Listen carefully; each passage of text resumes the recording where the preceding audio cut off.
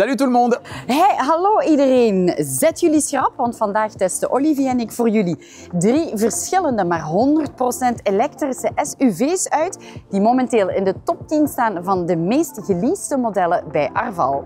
Alors ce sont des SUV, tous les trois, mais chacun a son style, de belle qualité également. On a la version 100% électrique du BMW X1, c'est le iX1. Ensuite, au centre, on le connaît depuis un certain temps, mais il arrive rafraîchi, restylé, c'est le Skoda Enyaq. Et puis fraîchement élu World Car of the Year, s'il vous plaît, le Kia EV3. 3 SUV différents, 3 styles différents, mais chacun a de belles qualités. Ja, Olivier, wat denk je? Ik achter het stuur en jij zit naast mij voor de uitleg. Durf je? Ok. Oh, echt? Oké. Goed, want jij hebt ze alle 3 al getest, hè? Oui, on les a testés tous les 3, effectivement. Je les ai déjà testés tous les 3. Et alors, il n'est pas question de faire un classement. On va plutôt parler de critères, 7 critères différents, histoire de vous donner non pas un classement, mais des infos objectives pour vous permettre de faire votre choix. Ja, geen klassement, maar gewoon onze eigen ongezouten mening om jullie goed op weg te helpen. Stel dat je op slag verliefd wordt op één van deze modellen, wel dan kan je die ook op de website van Arval gaan configureren. Daarover straks meer. Zijn we weg? On y va? C'est parti! Avec la Kia!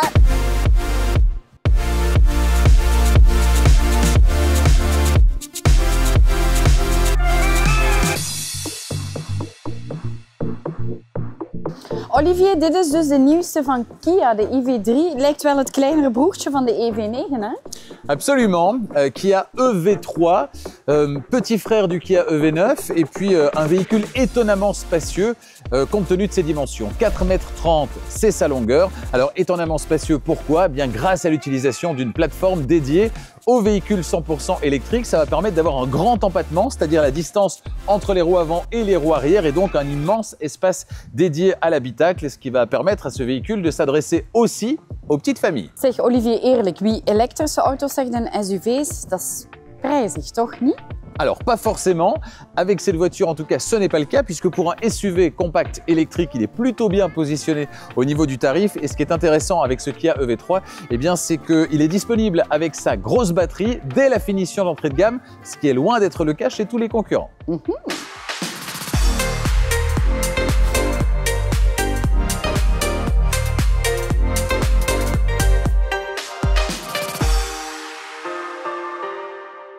Ja, Olivier, qua design ziet hij er wel heel futuristisch uit, maar compacter dan de EV9, toch? Oui, exactement. Ce EV3, il reprend les traits de son grand frère, le EV9, les traits anguleux de son grand frère, dans un format plus compact. Notez le CX, le coefficient de pénétration dans l'air, il est de 0,26 sur ce véhicule, ce qui est plutôt aérodynamique pour un SUV.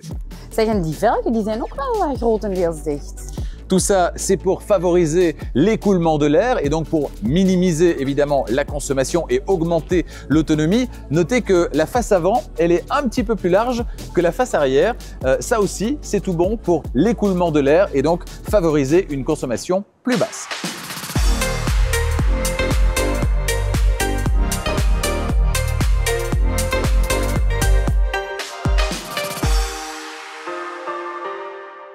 Wauw, deze wagen is zo ruim. Olivier, en hoe groot is dat scherm dan nu? Oui, 12,3 pouces précisément pour l'écran instrument et l'écran d'infodivertissement.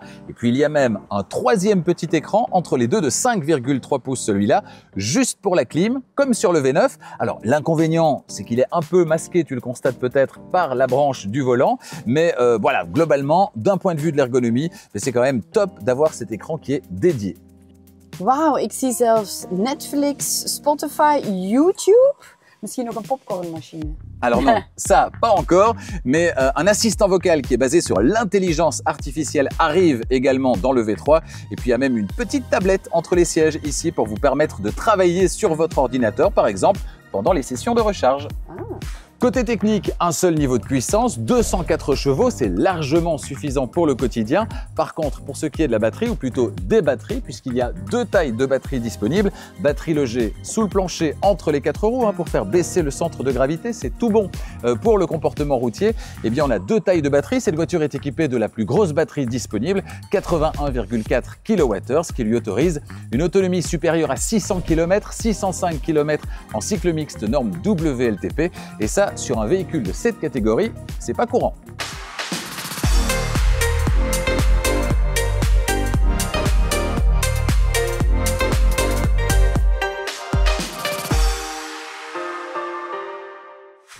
Ja, een zalige rijstijl, qua comfort ook heel zacht. Is er iets met een magisch pedaal? Oui, ce EV3, il est vraiment très confortable et la pédale magique dont tu parles, eh bien, c'est le système iPedal 3.0 de Kia qui va te permettre de tout gérer grâce uniquement à l'accélérateur, c'est-à-dire le fait d'accélérer évidemment, mais aussi le fait de ralentir en levant le pied de l'accélérateur plus ou moins rapidement, et ce jusqu'à l'arrêt complet si tu le souhaites, et tu vas pouvoir gérer tout ça grâce aux palettes derrière le volant. Donc au début, il faut un petit peu s'habituer, mais assez rapidement, on prend vite l'habitude et le pli de tout faire uniquement grâce à l'accélérateur. C'est super confortable, super ergonomique, très agréable au quotidien. Ja, je voelt dat hij gemaakt is om echt chill te rijden. Niet super sportief, maar wel heel erg aangenaam. Plezant. Oui, grâce au couple généreux, comme sur toutes les voitures électriques, c'est vraiment très agréable. En dan nu het moment van de waarheid. We gaan namelijk laden. Olivier, je had me gezegd dat dat een beetje de Achillespees van deze EV3 is, hè? Oui, c'est ce qu'on peut se dire en tout cas quand on constate que c'est une technologie 400 volts. Technologie 400 volts par rapport à la technologie 800 volts, ça veut dire qu'on n'aura pas des vitesses de recharge vraiment exceptionnelles et donc des temps de recharge qui seront forcément un petit peu plus longs. Cela dit, il faut relativiser tout ça. Pourquoi? Eh bien parce que là, il est question de temps de recharge plus longs, à savoir aux alentours de 30 minutes pour passer de 20 à 80% de capacité de batterie quand on recharge sur le courant continu, c'est-à-dire de manière ponctuelle lors des grands trajets, quand on part en vacances, quand on effectue un très long voyage qui va dépasser l'autonomie sur une seule charge de cette voiture. Au quotidien, on va plutôt recharger sur le courant alternatif à la maison, sur son lieu de travail, et dans ce cas-là, la vitesse de recharge, alors d'abord, vous n'en aurez rien à faire puisque vous serez en train de travailler ou en train de dormir, et puis en plus de ça, avec cette voiture, elle est complètement dans la norme. Over autonomie gesproken, hoe zit het met verbruik? Alors concernant l'autonomie et donc la consommation, ce qui va avoir une influence, c'est le profil de la voiture. Ici, on est sur un SUV, donc ce sera moins profilé, moins favorable, même si on a un bon CX, on en parlait tout à l'heure, qu'avec une berline équivalente. Cela dit, il ne faut pas oublier que ce qui est le plus important pour maîtriser sa consommation et donc augmenter son autonomie, c'est comment on se comporte avec le pied droit. Eerlijk, ik heb een hele leuke rit achter de rug. Heel veel rijplezier, een high-tech vibe, ruimte en comfort. Misschien wat trager laden op die lange ritten, maar voor thuisgebruik en kortere afstanden, top. Au final, un excellent rapport prix-prestation et en plus un véhicule qui est très bien positionné côté leasing. Alright, we gaan verder met BMW en een grotere SUV. Oui, le iX1 qui mesure 20 cm de plus que le Kia EV3, c'est-à-dire 4,50 m. Il est forcément du coup plus lourd, plus premium aussi. On est en présence de la version eDrive 20, c'est-à-dire la version d'entrée de gamme pour ce qui concerne la motorisation. 204 chevaux, c'est exactement la même puissance que pour le Kia EV3. Le moteur est situé à l'avant, il entraîne les roues avant. C'est donc une traction.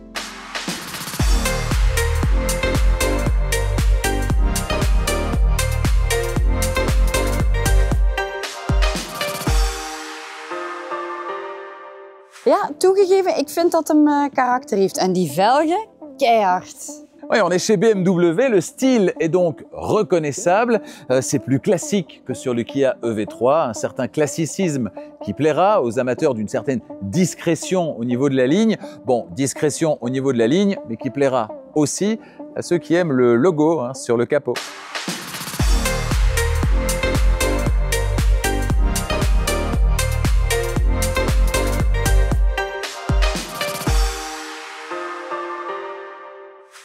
Olivier, ook hier een groot dubbelgebogen scherm. Fantastisch, maar wat met gebruiksgemak?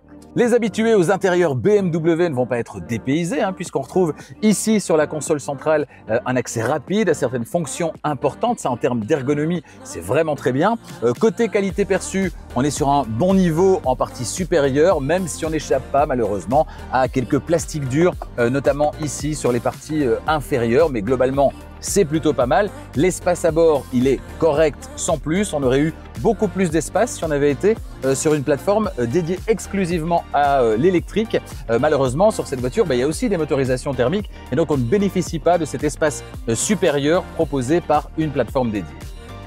190 chevaux et donc jusqu'à 204 chevaux, c'est la puissance proposée par cette version du BMW iX1. On a une batterie de 65 kWh utile, ce qui va autoriser une autonomie comprise entre 431 et 473 km sur une seule charge, en théorie norme WLTP. D'autres chiffres, par exemple l'accélération, le 0 à 100, qui est réalisé avec cette version en 8 secondes et 6 dixièmes.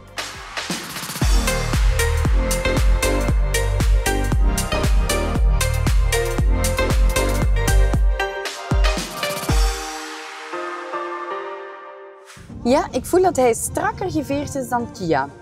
Oui, comme toujours chez BMW qui met le plaisir de conduire en avant, c'est confortable, mais il y a aussi du maintien, histoire d'assurer un comportement qui est digne d'une BMW. Alors, c'est précis, c'est stable, la direction elle est top. Aussi, franchement, on prend vraiment du plaisir au volant de cette voiture. Le plaisir de conduire cher à BMW, il est bien là. Ja, die dynamiek en vooral stilte, daar zou ik duizenden kilometers mee kunnen maken.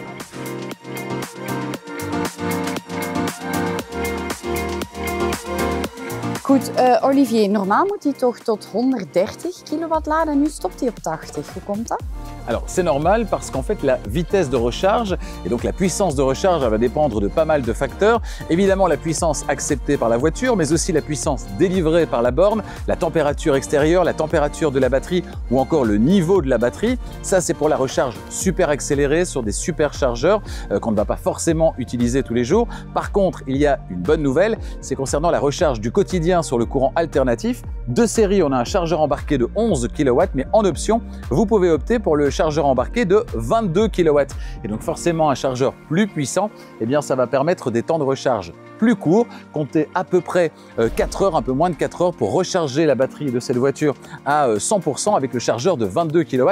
Donc il faut cocher cette option dans la liste des options si vous avez évidemment accès plus ou moins régulièrement à un chargeur de 22 kW au travail par exemple. Conclusie van deze BMW? Een SUV die professioneel overkomt, stijlvol en geruststellend. Misschien iets minder opvallend dan de Kia EV3, maar wel perfect als totaalpakket. Oui, et pour du leasing premium, le prix reste raisonnable. C'est finalement à la fois ça qui surprend et qui fait le succès de ce modèle. En deze Skoda die is dan weer een maatje groter. Oui, on ajoute encore 15 cm, ça nous fait 4,65 m pour ce Skoda Enyaq. C'est le plus grand des trois, le plus logeable également, certainement, puisqu'il est construit sur une plateforme dédiée à l'électrique, la plateforme MEB, qui équipe les véhicules électriques du groupe Volkswagen. Ja, want dit is het neefje van de Volkswagen ID4, hè? Entre autres, effectivement. Attention, par contre, on a un traitement spécifique sur ce Skoda Enyaq. Bien sûr, à l'extérieur, il ne ressemble pas à son cousin, mais également à l'intérieur. Et moi, j'ai un petit faible pour l'intérieur de cet Enyaq. On le découvre dans un instant.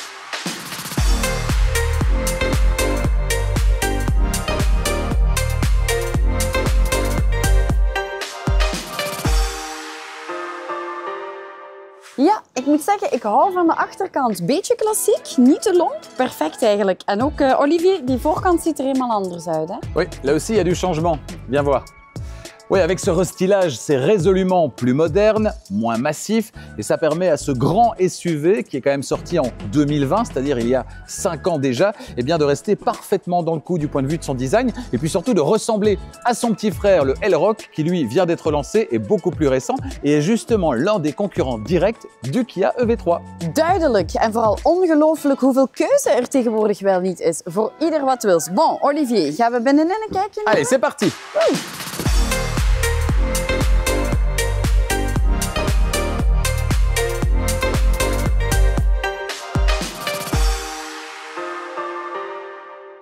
Olivier, fantastisch, maar kijk hoe ruim. Ik zou hier bijna yoga kunnen doen. C'est le point fort de l'Enyaq, effectivement. Wat, yoga? Non, l'espace à l'intérieur et certainement derrière nous, à l'arrière. Et puis son coffre, un coffre de 585 litres. Rends-toi compte, c'est 100 litres de plus que dans le BMW iX1. Zeg, en dit grote centrale scherm? Oui, c'est le système maison Skoda. Alors au tout début, dans les premières Volkswagen électriques équipées du même système, c'était pas le plus fluide, c'était pas le plus ergonomique, mais là c'est la toute dernière génération et franchement c'est beaucoup plus fluide, très ergonomique. Regarde, en termes de fluidité, franchement c'est vraiment très bien. Et puis alors on a maintenant, et ça c'est très bien pour l'ergonomie, on a moins de temps à passer à regarder l'écran, on peut se concentrer sur la route parce qu'on a des fonctions qui sont ici directement accessibles, fonctions de chauffage, de climatisation en bas et puis des fonctions ici également en partie supérieure et ça pour le confort d'utilisation, c'est vraiment très bien. Très pratique. Alors cette version, c'est la version 85 Corporate avec sa batterie de 77 kWh utile, réellement utilisable, et puis son moteur électrique situé à l'arrière et qui propose 286 chevaux. Il va vous permettre d'atteindre, en théorie, selon la norme WLTP en cycle mixte, 577 km sur une seule charge. Et puis pour ceux qui préfèrent, il existe également des versions à 4 roues motrices. Dans ce cas-là, il y aura un moteur supplémentaire situé à l'avant. Et puis une version coupée également pour un look plus agressif, plus dynamique.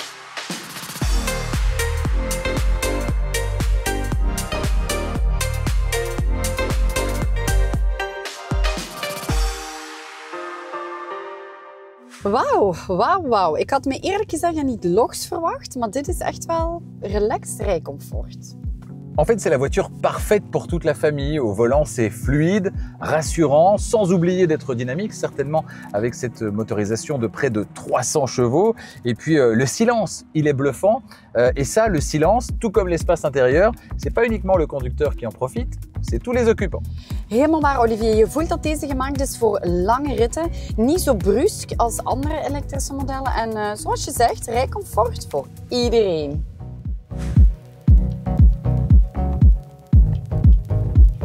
Goed, Olivier, hoeveel kan deze aan en snel laden? Alors en fonction des versions, ce sera entre 135 et 175 kW.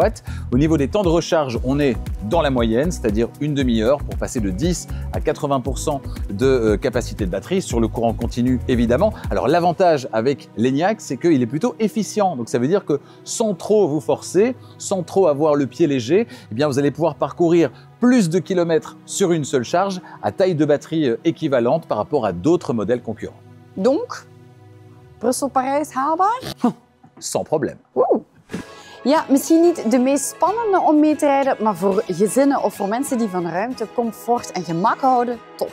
Oui, c'est vraiment le SUV de la raison, spacieux, performant, efficient, agréable à vivre aussi, avec les petits détails simply clever de Skoda, comme par exemple, Virginie, ce parapluie dans la portière. Et aujourd'hui, il est vraiment très utile. Et en plus, ce véhicule en leasing, il est vraiment très intéressant, certainement compte tenu de son gabarit.